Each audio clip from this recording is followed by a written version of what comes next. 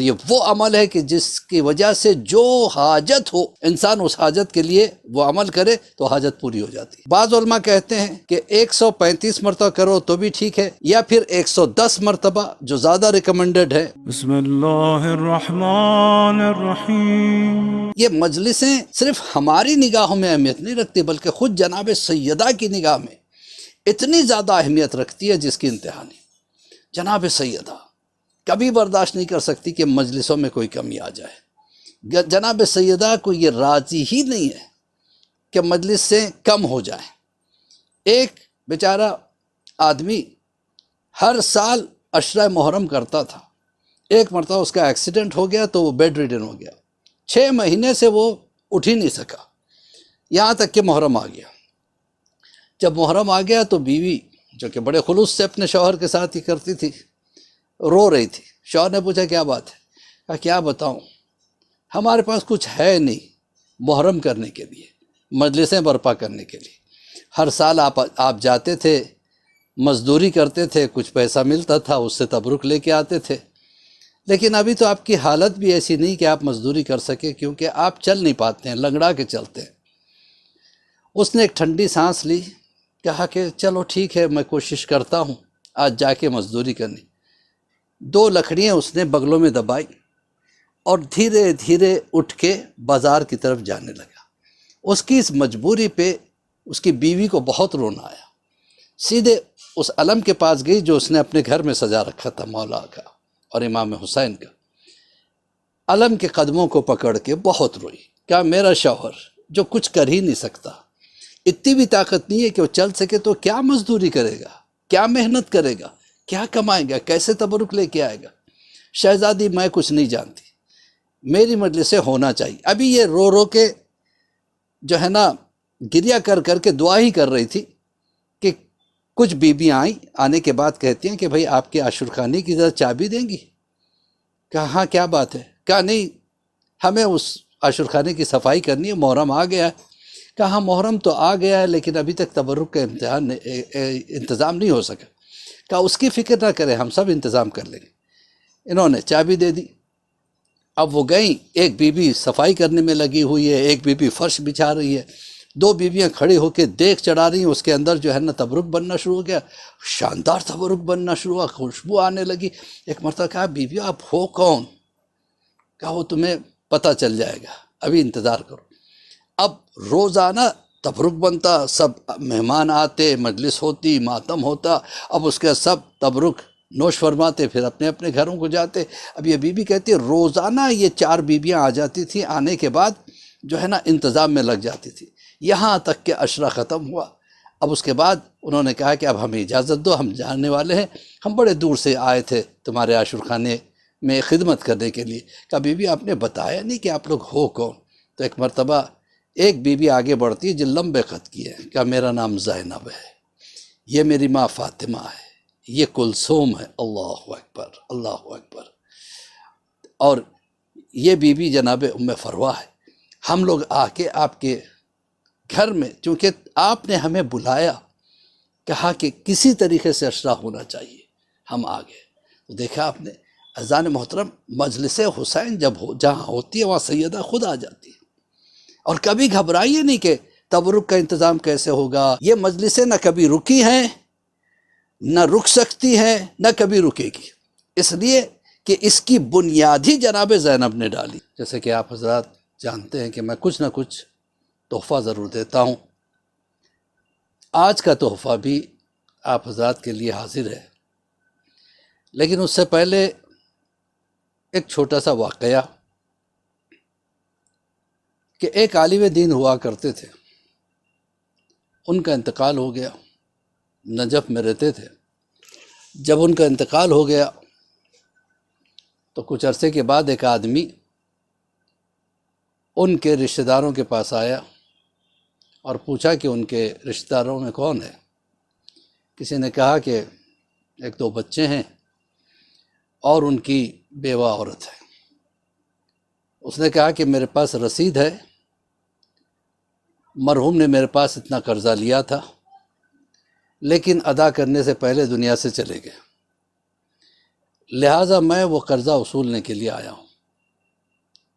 اس بیوہ عالم دین کی جو بیوی تھی، وہ بیوہ جو ہے اس نے ہاتھ جوڑ کے کہا کہ دیکھو ہم بڑے غربت کے مارے ہوئے ہیں، ایک تو شوہر کا انتقال، اور پھر انہوں نے کچھ چھوڑا ایسا نہیں ہے جس سے اور کوئی اخراجات ہم برداشت کر سکے، ہمارے پاس تو کھانے کے لیے بھی پیسے نہیں ہیں۔ دوسری بات یہ ہے کہ مجھے اچھے طریقے سے یاد ہے انہوں نے کہا تھا کہ انہوں نے قرضہ ادا کر دیا۔ کہا کہ اس کی کوئی رسید ہے؟ کہ رسید تو میرے پاس نہیں ہے، لیکن انہوں نے جب کہا ہے ادا کر دیا تو ادا کر دیا ہوگا۔ کہ ہوگا نہیں، تمہارے پاس کوئی ثبوت ہے تو دکھاؤ۔ کہا میرے پاس تو کوئی ثبوت نہیں۔ کہا پھر تو اس کا مطلب یہ ہے کہ آپ کو میرے پیسے ادا کرنے ہوں گے۔ اب وہ بیچاری بیوہ نے کہا کہ مجھ پہ ترس کھاؤ، میرے پاس کچھ نہیں ہے۔ کہا ایسے نہیں چلے گا، میں چیف جسٹس کے پاس جاتا ہوں، میں قاضی کے پاس جاتا ہوں۔ اس وقت کے جو قاضی تھے ان کے پاس وہ گئے، جا کے انہوں نے کہا کہ بھائی دیکھیے یہ معاملہ ہے۔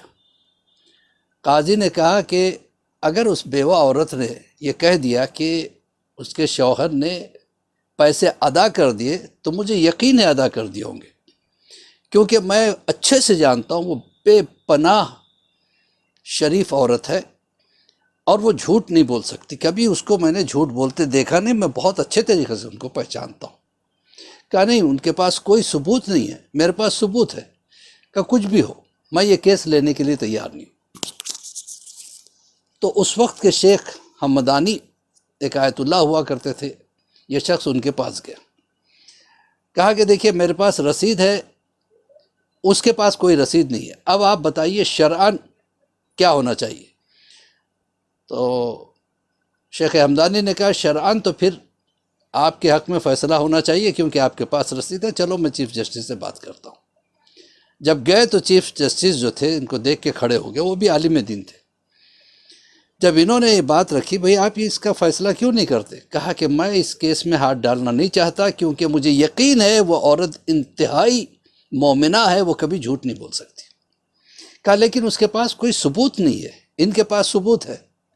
کہا جو بھی ہو، اب کچھ دنوں میں میرا تبادلہ ہونے والا ہے، میں ٹرانسفر ہو کے چلا جاؤں گا، کوئی نیا جسٹس آئے گا، پھر وہ جانے، آپ جانے اور یہ جانے، میں اس کیس میں ہاتھ نہیں ڈالنا چاہتا۔ اب یہ واپس ہو گئے۔ ایک آدھ دن کے بعد وہ چیف جسٹس جو تھا نکل کے ان کے گھر آیا، شیخ حمدانی کے پاس، کہا کہ چلیے وہ جو دعویٰ کر رہا تھا وہ جھوٹا ثابت ہوا۔ کہا وہ کیسے؟ کہا کہ مومنہ کو رسید مل گئی۔ کہا کیسے رسید مل گئی؟ وہ تو کہہ رہی تھی کہ ان کے پاس کوئی رسید نہیں ہے۔ کہا کہ انہوں نے ایک عمل کیا، جناب سیدہ کا عمل۔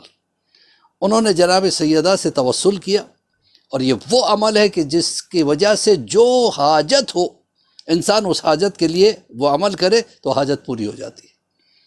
تو انہوں نے توسل کیا کہ یہ بی بی آپ میرے شوہر کو میرے خواب میں بھیجیں، وہ آ کے مجھے بتائیں کہ وہ رسید کہاں ہے، کیونکہ یہ شخص روز آتا ہے اور پیسوں کا مطالبہ کرتا ہے اور مجھے اچھا نہیں لگتا میرے گھر پہ کوئی نامحرم آئے اور باہر سے آوازیں لگائے۔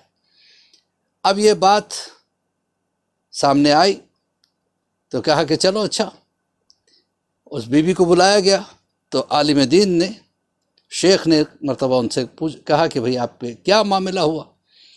کہا کہ میں نے توسل کیا جناب سیدہ سے تو میرا شوہر میرے خواب میں آیا، میں نے کہا کہاں آپ نے مجھے پھنسا دیا؟ ایک تو آپ ہمیں چھوڑ کے چلے گئے، خیر اس میں آپ کی کوئی اپنی مرضی تو نہیں چلتی تھی، اللہ کی مرضی تھی، ٹھیک ہے آپ چلے گئے، لیکن کم سے کم وہ رسید وغیرہ ہمارے حوالے کر کے جاتے، جو آپ نے پیسہ ادا کیا یہ روز آ کے تنگ کرتا ہے۔ کہا اسی لیے تو میں آیا ہوں، جناب سیدہ نے مجھ سے کہا کہ جاؤ اپنے بیوی کے خواب میں جاؤ اور جا کے اسے بتاؤ کہ وہ رسید ہے کہاں۔ میں نے اس رسید کو فلاں کتاب میں رکھا تھا، لیکن تم لوگوں پہ کھانے پینے کے چونکہ لالے پڑ گئے تھے، لہٰذا تم نے گھر کا سامان بیچنا شروع کیا تاکہ ان پیسوں سے گزارا ہو۔ اسی طریقے سے ان پیسوں کے لیے تم نے وہ کتاب کو فلاں شخص کو بیچ دیا، اس شخص نے فلاں لائبریری کو ڈونیٹ کر دیا، لہٰذا فلاں لائبریری میں جانا، وہاں پہ شیلفس ہوں گے، فلاں نمبر کی شیلف میں جانا، اس شیلف کو کھولنا، اس میں خانے ہیں، فلاں خانے میں فلاں لائن میں کتاب نمبر یہ ہے، اس کتاب کے فلاں پیج کو کھولنا، اس پیج میں وہ رسید موجود ہے۔ لہذا میں اس لائبریری کو گئی، میں نے ریکویسٹ کیا تو انہوں نے اجازت دی، پھر میں اس شیلف میں گئی، وہ شیلف کو میں نے کھولا، پھر اس کے بعد وہی خانہ جو میرے شوہر نے بتایا تھا اس کو میں نے دیکھا اور اس نمبر کی کتاب کو میں نے نکالا تو اس کے اندر رسید موجود تھی۔ تو آپ دیکھیے کتنا زبردست عمل ہے۔ علماء نے کہا ہے کہ یہ عمل 2 طرح سے کیا جاتا ہے، 7 مرتبہ صلوات۔ اب کیسی بھی کوئی حاجت ہو، بچوں کی شادی کی حاجت ہو، میاں بیوی میں جھگڑے ہو رہے ہوں اور آپس میں اتفاق نہیں ہو، یا پھر نوکری کا معاملہ ہو، جاب کا معاملہ ہو، تجارت کا معاملہ ہو، بچوں کی ایجوکیشن کا معاملہ ہو، یا کسی کی بیماری کا معاملہ ہو، کیسا بھی ہو، جناب سیدہ سے توسل کرنے کا یہ آسان ترین عمل ہے، کوئی بھی اس کو کر سکتا ہے۔ زیادہ دقت نہیں ہے، زیادہ مشکل نہیں ہے، زیادہ پریشان کن نہیں ہے، بہت ہی اچھا عمل، یعنی پریشان کن کا مطلب لمبا عمل نہیں ہے، مختصر عمل ہے۔ اور مختصر بھی کتنا، 7 صلوات پڑھیں گے اور 135 مرتبہ یا زہرا صلوات اللہ علیہ، پھر 7 صلوات پڑھ کے دعا کریں۔ روزانہ یہ عمل کرے جب تک کہ آپ کی حاجت پوری نہیں ہو۔ بعض علماء کہتے ہیں کہ 135 مرتبہ کرو تو بھی ٹھیک ہے، یا پھر 110 مرتبہ جو زیادہ ریکمنڈڈ ہے، علماء کہتے ہیں 110 کہو گے کیونکہ 135 جناب فاطمہ صلوات اللہ علیہ کے نام کے اعداد ہے اور 110 مولا کائنات کے۔